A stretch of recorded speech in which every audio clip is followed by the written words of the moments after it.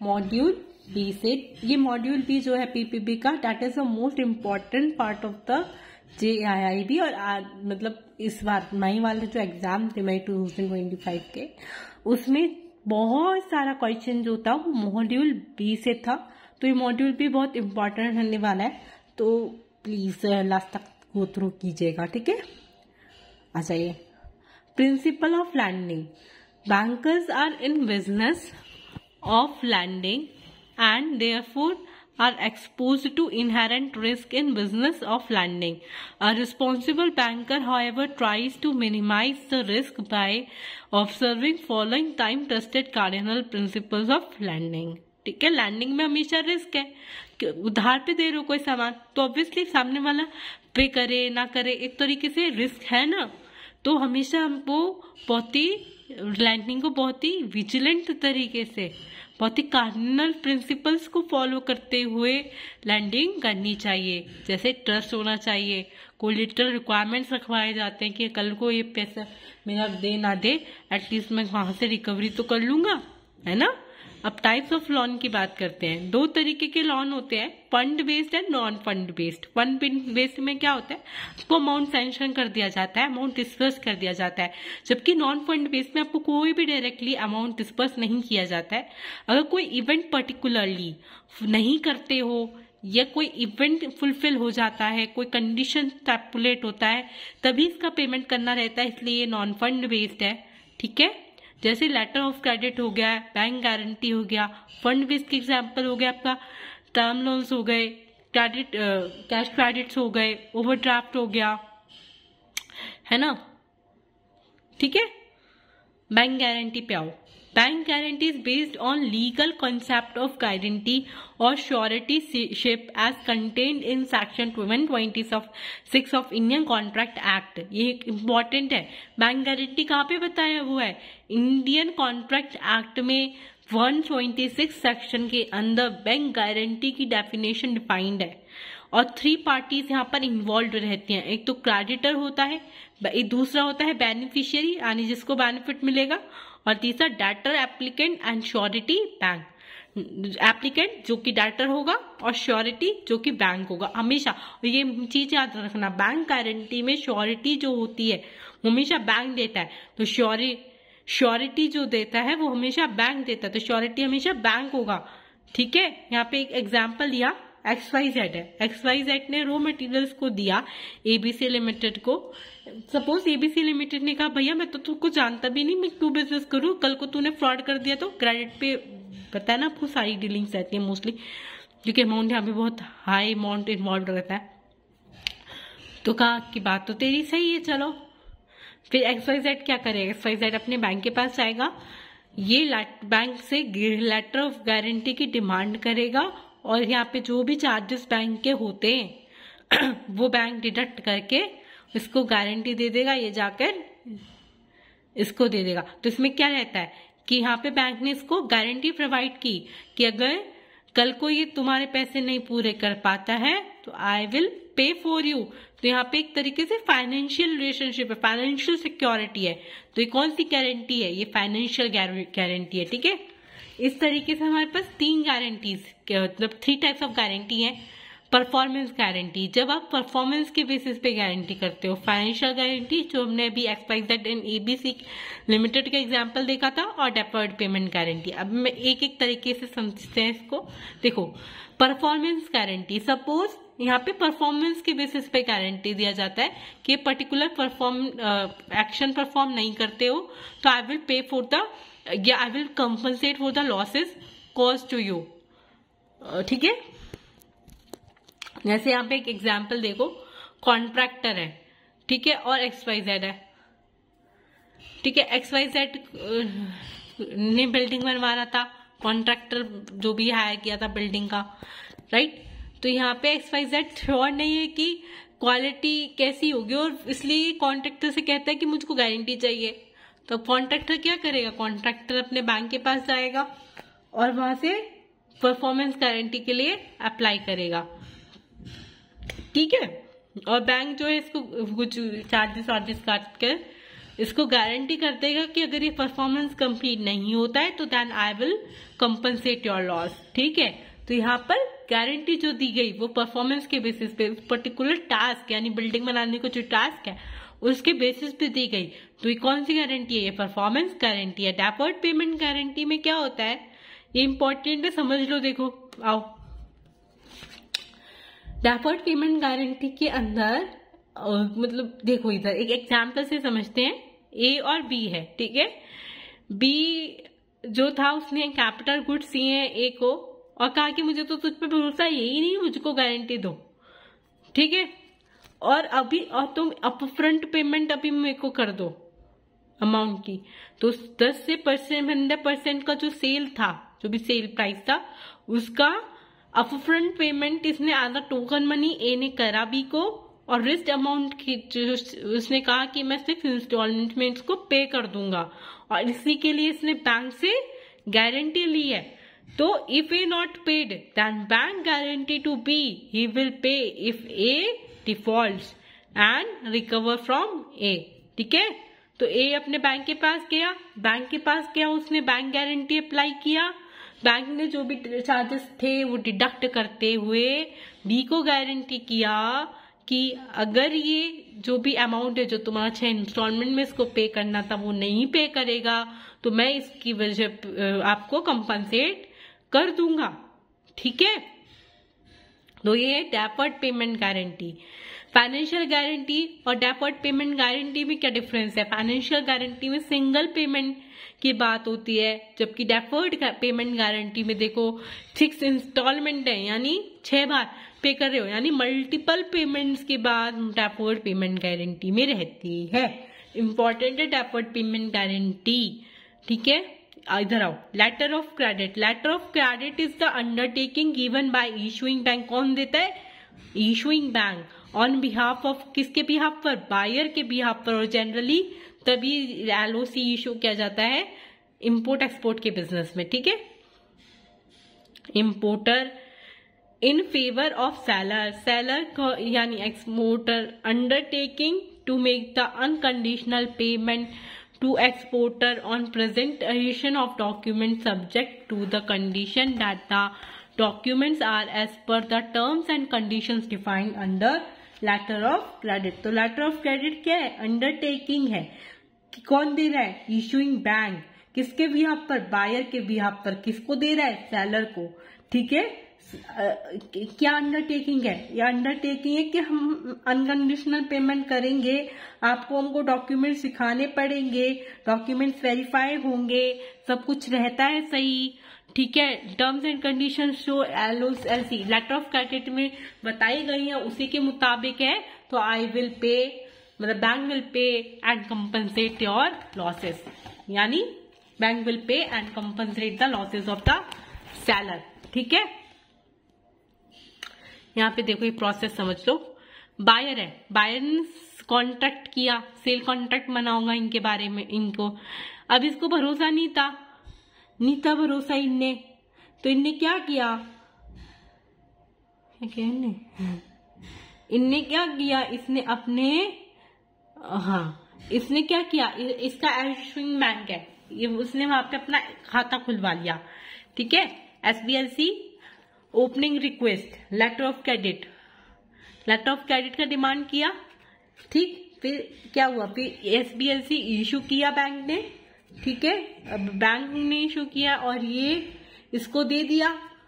ठीक, अब यानी कॉरेस्पॉन्डेंट बैंक को या एडवाइजरी बैंक को, एडवाइजरी एंड कंफर्मिंग बैंक, जो कि बाइक की कंट्री में ये था प्लेस्ड था, पता है ना, फॉरेन बैंक और कॉरेस्पॉन्डेंट बैंक का सिस्टम।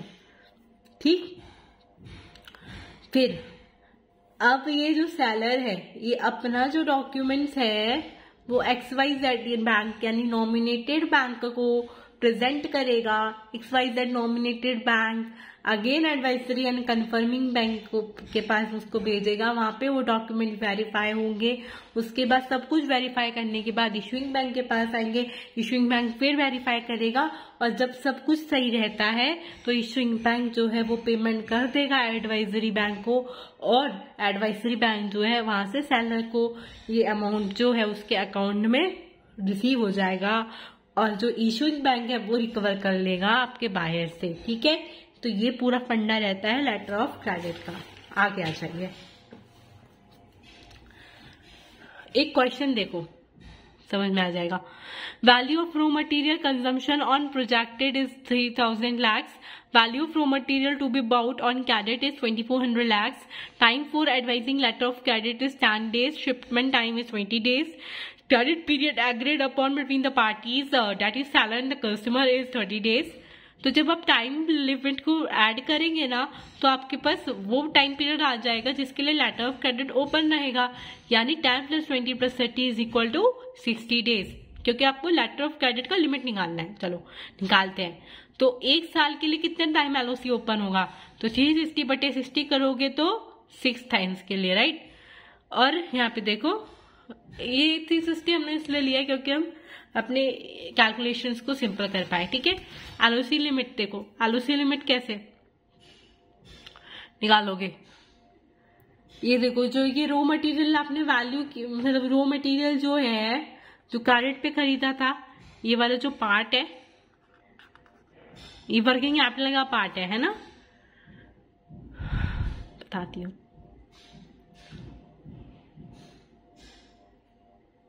खरीदा रॉ मटेरियल कितना का खरीदा आपने, 2400 का, और टाइम पीरियड कितना एक LOC ओपन रहेगा 60 तक, डिवाइड करोगे कितना का LOC लिमिट निकल के आएगा, 400 लाख। ठीक है, टर्म लॉन्स पे आ जाओ। Term loan, this are the loans for meeting the one time requirements. One time requirements के लिए मीट करने के लिए होते हैं, जैसे लैंड खरीद लिया, मतलब परचेज फिर से एसेट परचेज करोगे, जैसे लैंड, बिल्डिंग, प्लांट, मशीनरी,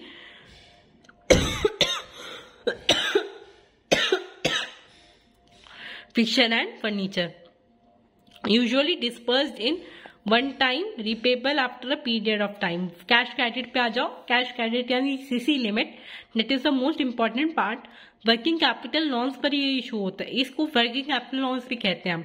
ठीक है, वर्किंग कैपिटल का मतलब है फंड्स जो भी डे टू डे बिजनेस को कैरी आउट करने के लिए चाहिए, ऑपरेटिंग एक्टिविटीज के लिए, और इसी ऑपरेशन को life blood and controlling nerve of the unit बोलते हैं।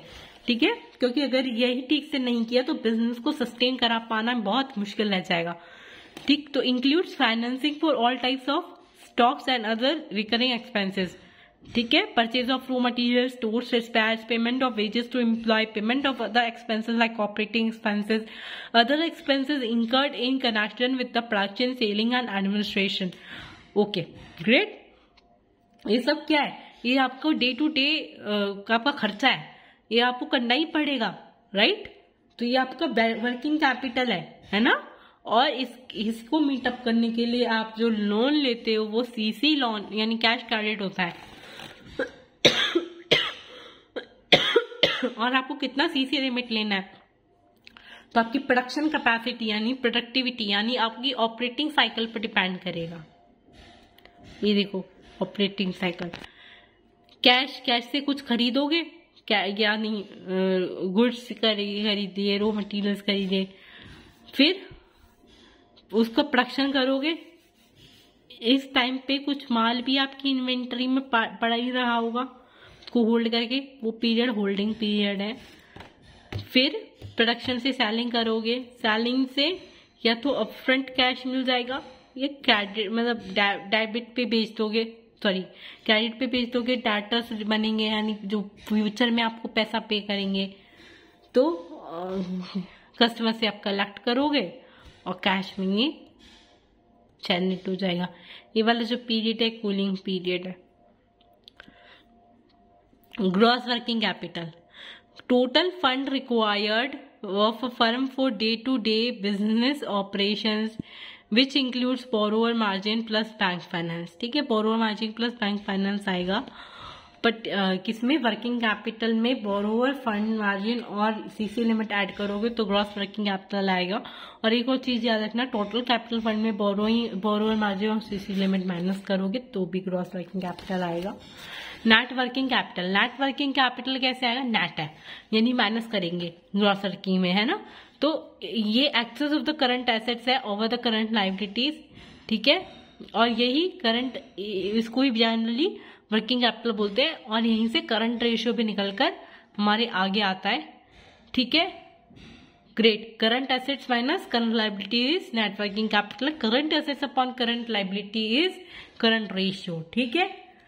इसके बाद, even though banks are given freedom by RBI to fix inventory norms, most bankers are still following the earlier methods which was prescribed by various committees like Tandon Committee, Nayak Committee, Kanan Committee. That is, अभी यहाँ से ध्यान से समझना क्योंकि ये बहुत important part है। Appointed by the RBI from time to time, ठीक है। टंडन कमेटी जो है 1975 रिकमेंडेशन पर आई है। वर्किंग कैपिटल गैप डिफाइन करती है as the shortfall between total current asset and other current liabilities. It recommended 3 methods for computing MPBF, any maximum permissible bank finance of which only 2 were accepted by RBI। ये क्या करती है, इस working capital gap को define करती है।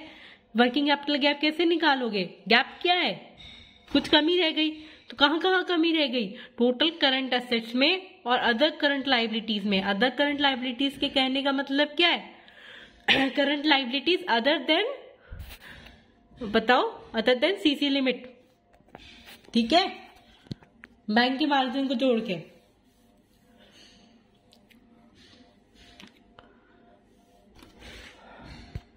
देखो एक क्वेश्चन देखो, समझना। सन्ड्री क्रेडिटर 100 रुपए मतलब 100 के हैं, अदर करंट एसेट्स 50 हैं, अदर करंट लायबिलिटीज 50 है, शॉर्ट टर्म बैंक क्रेडिट 200 का है, रो मटेरियल 200 का, फिनिश्ड गुड 110 के, सन्ड्री डाटा 60 के। इसका टोटल 370, उसका टोटल 350, ठीक है। अब टंडन कमेटी के अंदर 2 मेथड्स इन्होंने दिए थे जो RBI ने अपॉइंट किए। वैसे दिए तो इन्होंने 3 थे लेकिन 2 RBI ने अपॉइंट किए, तो हम दोनों को डिस्कस कर लेते हैं। पहला मेथड में मैं चलो थोड़ा सा बता ही देती हूँ। पहले मेथड में क्या होता है, वर्किंग कैपिटल गैप का 25% जो है वो बैंक फाइनेंस करना रहता है, ठीक है, बाकी का आप खुद करते हो। और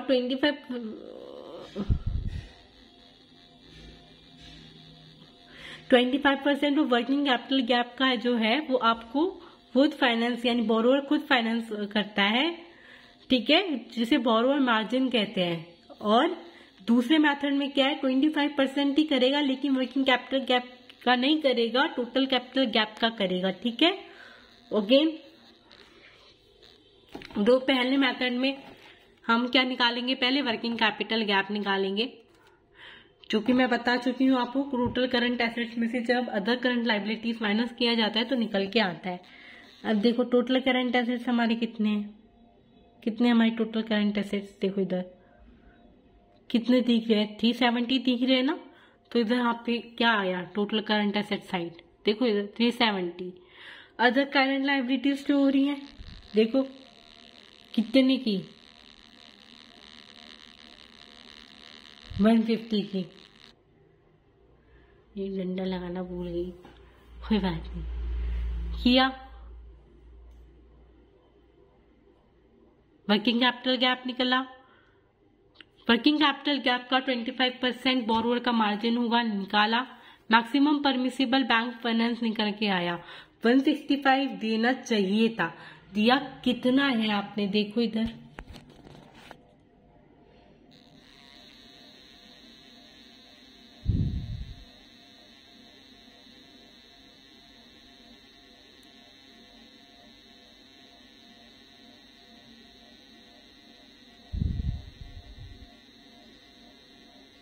$200।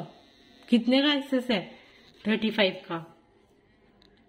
नहीं होना चाहिए था। अब देखो दिखा भी देती हूँ आपको, देखो इधर। अब आप इसको लेकर चलोगे 370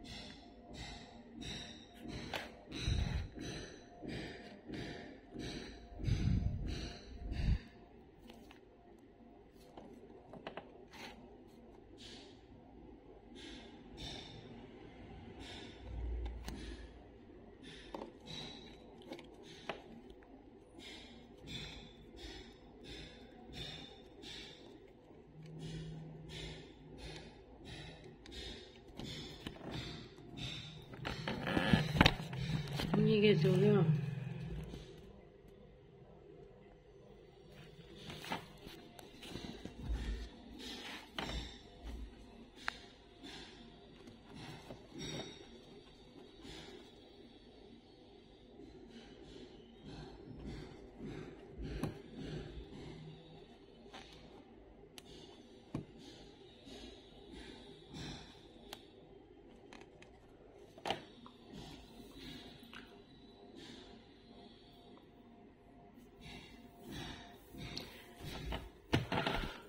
आ गया।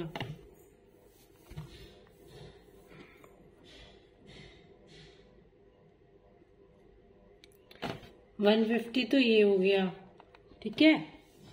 और आपका ये 305 अब 370/305 करोगे कैलकुलेटर में तो ये फिगर बहुत कम आएगी, ठीक है।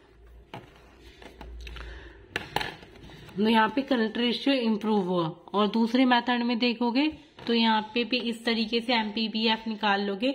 बस ध्यान यहाँ रखना है कि यहाँ पे 25% टोटल कैपिटल असेट का होगा।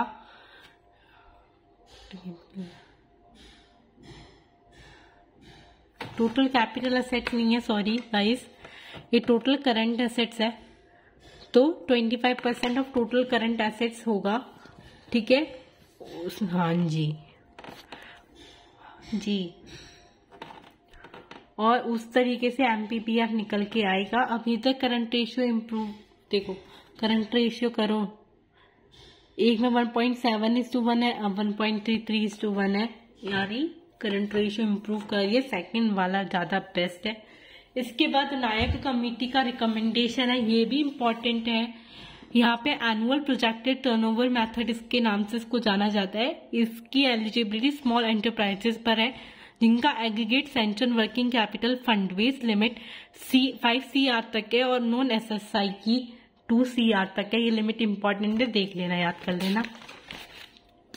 SSI बोले तो स्मॉल स्केल इंडस्ट्रीज, ठीक है। मेथड ऑफ कंप्यूटेशन देखो,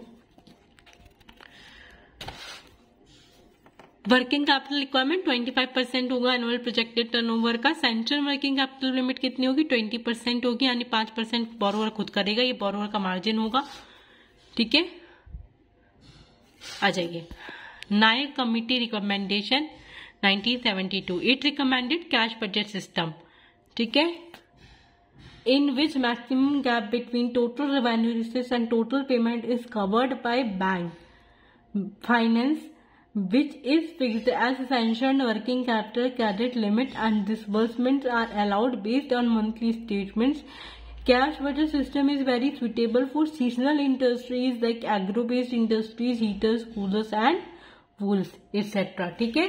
क्रेडिट मैनेजमेंट में हम क्या करते हैं? कैपिटल एडुकेसी नॉर्म मेंटेन करके रखना होता है, risk pricing policy and credit risk expose करते हो तो एक्सपोजर का नॉर्म्स भी ध्यान रखते हो। Risk management including assets and liability management, ठीक है। एसेट क्लासिफिकेशन करना पड़ेगा, इंपॉर्टेंट है। प्रोविजंस मेंटेन करके रखना, अप्रेजल, क्रेडिट अप्रेजल, डिसीजंस देना and loan receiving loan reviewing mechanism, ठीक है। इसके बाद एक और टॉपिक है marginal cost of lending rate, ये भी इम्पोर्टेंट टॉपिक है, वेरी वेरी इम्पोर्टेंट, ठीक है। It will be used as a internal benchmark all the rupee loans sanctioned and credit limit renewed were with effect from April 2016 about to be priced at MCLR. It has 4 components: marginal cost of fund, negative carry on account of CRR, operating cost and tenor premium. अब समझो, marginal cost based landing rate जो है वो internal benchmark का use करता है। Benchmark जो है फ्लक्चुएट करके रहते हैं, ठीक है। एक का भी प्राइस दूसरे पर इम्पैक्ट डालेगा, जैसे लाइबोर माइबोर, ठीक है। और all the rupees loan sanction and credit limit renewed, ये कब रिन्यू हुआ था? 1 अप्रैल 2016 से। ये इम्पोर्टेंट है, ध्यान रखना। 4 कॉम्पोनेंट है, marginal cost of fund, marginal cost of borrowing, return और net worth, marginal cost of fund पहला कंपोनेंट। इसके दो कंपोनेंट हैं, marginal cost of borrowings and return on net worth. दूसरा negative carry on account of CRR. Negative carry क्यों होता है?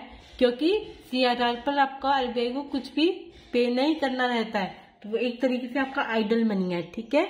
Operating cost में सारी ऑपरेटिंग कॉस्ट इंक्लूड करोगे, डायरेक्ट कॉस्ट भी, इनडायरेक्ट भी। टेन्योर प्रीमियम, कब तक वो लोन कमिटमेंट आप कवर करोगे, क्या आपका प्रीमियम टेन्योर रहेगा, ये भी इम्पोर्टेंट है। बैंक को इंटरनल बेंचमार्क्स पब्लिश करने रहते हैं, ठीक है। कुछ मैच्योरिटीज के लिए, जैसे overnight MCLR, 1 month MCLR, 3 month MCLR, 6 month MCLR and 1 year MCLR. Exemption से कुछ एमसीएलआर के इम्पोर्टेंट पॉइंट ध्यान में रखना, ठीक है। जो लॉन्स गवर्नमेंट ऑफ इंडिया की स्कीम के तहत दिए गए हैं उस पर एमसीएलआर अप्लाई नहीं होता है। जो गवर्नमेंट ऑफ इंडिया कहती है वही रहता है, ठीक है, जो उसकी कमिटमेंट होती है। Loans is a part of restructuring packages भी नहीं होते हैं। जो रीफाइनेंस स्कीम का पार्ट है, जो लोन, वो भी नहीं आते हैं इसके अंदर। जो लोन डिपोजिटर्स को दिए हुए हैं अगेंस्ट खुद के डिपॉजिट, वो भी नहीं आते हैं। जो बैंक अपने एम्प्लॉयज को लोन देता है वो भी एमसीएलआर में कवर नहीं होता है। फिक्स्ड रेट ऑन लॉन्स भी नहीं कवर होते हैं, और जो लॉन्स एक्सटर्नल बेंचमार्क से लिंक्ड हैं वो तो होते ही नहीं है। तो यहाँ पे हमारा चैप्टर 1 यानी मॉड्यूल बी का यूनिट 1 कंप्लीट होता है। If you like my video, please like, share and subscribe.